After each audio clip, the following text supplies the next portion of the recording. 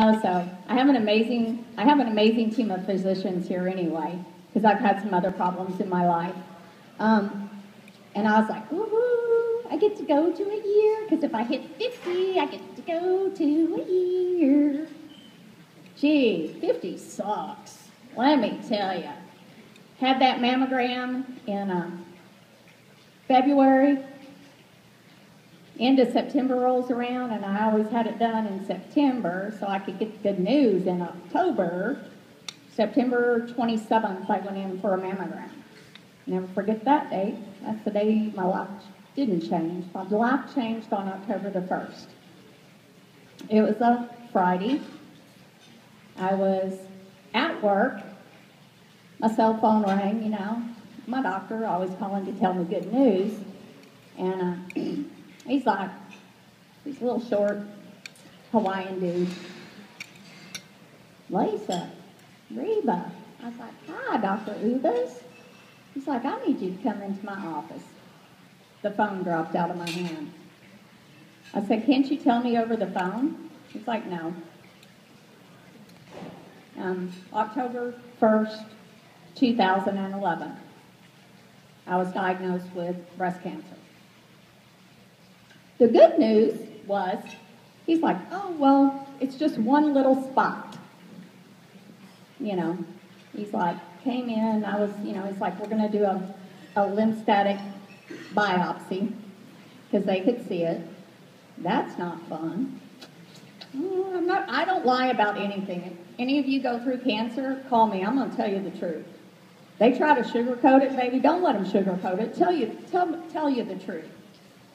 Because I would rather people see what you actually go through than try and pretend that it's a breeze, because it's not. I'm not going to lie. I put on a good front, but it's not a breeze. So I went in, had that done. Oh, but let me back up a little bit. I had a partner at the time. Been together for 7 years. And I have an amazing partner now. I'll go into him more in a little bit. We were supposed to go to a big roping too in Oklahoma City that week, well, the following week, and I was like, I'm getting ready, you know, first words out of my mouth. I was so scared and terrified being here in Arizona. My mom was trying to get me to come back to Texas and see Dr. Furstenberg, and I was like, no, you know, I was calling him, but I went to a general surgeon. Please don't do that. I'll tell you the story in a little bit why.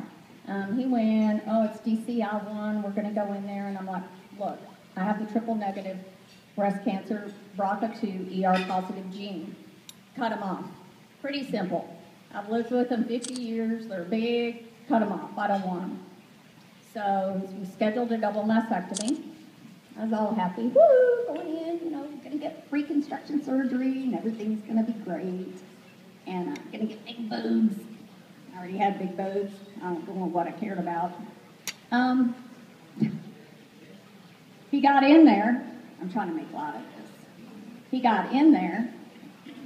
I had it in 17 areas.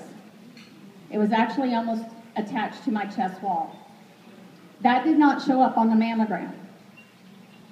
4 years ago, they only had a 2D digital mammogram, which does not take your breast. Gina's going to go into that more in a little bit, but they did not detect it. I had it in 17 areas.